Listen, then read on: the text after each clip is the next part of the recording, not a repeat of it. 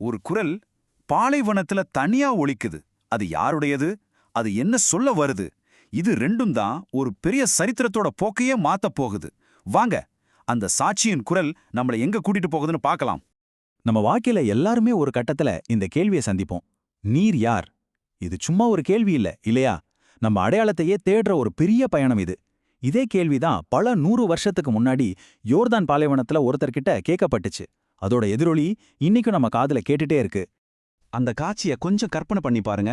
ஒரு பக்கம் எருசலேமோட மத மற்றும் அரசியல் அதிகாரம் படைச்சவங்க, இன்னொரு பக்கம் பாலைவனத்துல ரொம்ப எளிமையா வாழ்ற ஒரு மனிதர்.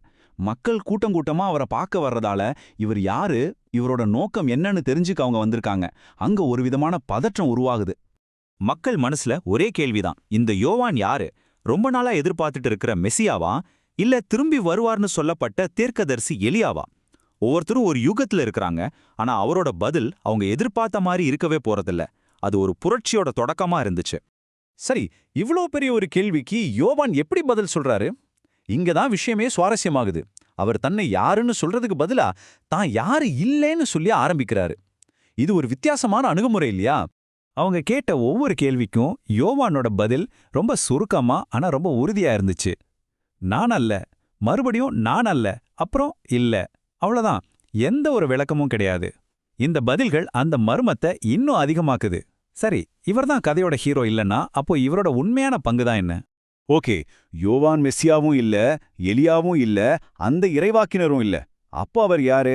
இந்த எல்லா மறுப்புகளுக்கும் பிறகு கடைசியா அவர் தன்னோட உண்மையான அடையாளத்தை சொல்றாரு. அதுதான் பாலைவனத்தில் ஒலிக்கிற ஒரு குரல். இதுதான் அவரோட பதில். நல்லா கவனிங்க. அவர் நான் ஒரு முக்கியமான ஆள்னு சொல்லல. அதுக்கு பதிலா நான் ஒரு குரல்னு சொல்றாரு. அவர் தன்னை ஒரு செய்தியா, ஒரு நோக்கத்துக்காக மட்டுமே அடையாளப்படுத்திக்கிறாரு. பல 100 வருஷத்துக்கு முன்னாடி ஏசாயா தீர்க்கதரிசி சொன்ன வார்த்தைகளை அவர் இப்ப நிறைவேத்துறாரு. ஆக இதுதான் இங்க ரொம்ப முக்கியமான பாயிண்ட். யோவான் ஒரு சாட்சி. அவரோட முழு வேலையுமே தன்மேல கவனத்தை ஈர்க்கிறது கிடையாது. அதுக்கு பதிலா தனக்கு அப்புறம் வரப்போற ரொம்ப முக்கியமான ஒருத்தருக்காக வழிய தயார் செய்யறது மட்டும்தான். யோவான் ஒரு முன்னோடி, வழிய தயார் பண்றவர்னா சுவாபாவிகமாவே அடுத்த கேள்வி வருது, அவர் யாருக்காக வழிய தயார் பண்றாரு? இப்ப நம்ம கவனம் அந்த தூதுவர்கிட்ட இருந்து அவர் கொண்டு வந்த செய்திக்கு மாறப்போகுது. யோவானோட வார்த்தைகள்ல இருக்கிற அந்த பணிவையும் பிரமிப்பையும் கொஞ்சம் கவனிச்சு பாருங்க. அவர் யார பத்தி பேசுறாரோ அவர் ஏற்கனவே மக்கள் மத்தியில தான் இருக்கிறாரு, ஆனா யாருக்கும் அவரை தெரியலன்னு சொல்றாரு.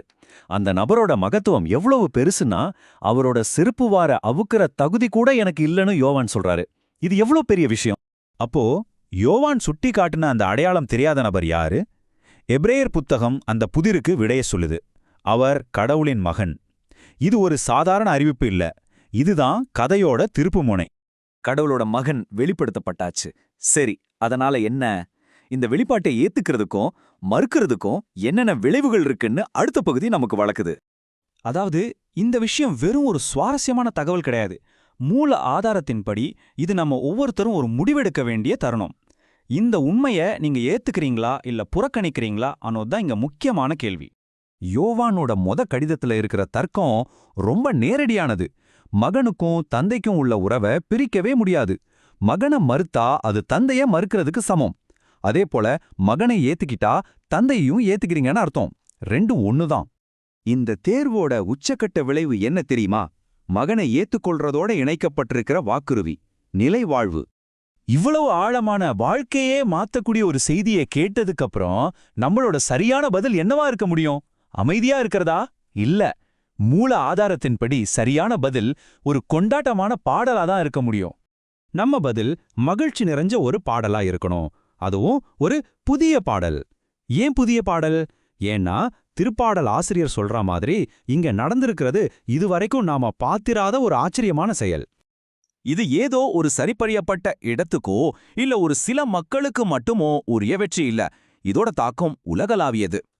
இதுதான் இந்த விளக்கத்தோட உச்சக்கட்ட அழைப்பு. கடவுளோட மீட்புங்கிறது ஒரு ரகசியம் கிடையாது. அது உலகத்தோட எல்லைகள் வரைக்கும் எல்லாருமே பார்த்துட்டாங்க. அதனால அதுக்கு பதிலா முழு உலகமும் ஒன்னா சேர்ந்து மகிழ்ச்சியோட ஆர்ப்பரிக்கணும்னு இந்த பாடல் நம்மள கூப்பிடுது. யோவான் என்ற சாட்சி ஒரு குறிப்பிட்ட திசைய நமக்கு சுட்டி காட்டினார். இன்னைக்கு அந்த சாட்சியத்தோட குரலை கேட்டதுக்கு அப்புறம் ஒரு கேள்வி எழும்புது. அந்த வழி உங்களை தனிப்பட்ட முறையில எங்கே வழிநடத்துது? இது நாம யோசிக்க வேண்டிய ஒரு விஷயம்.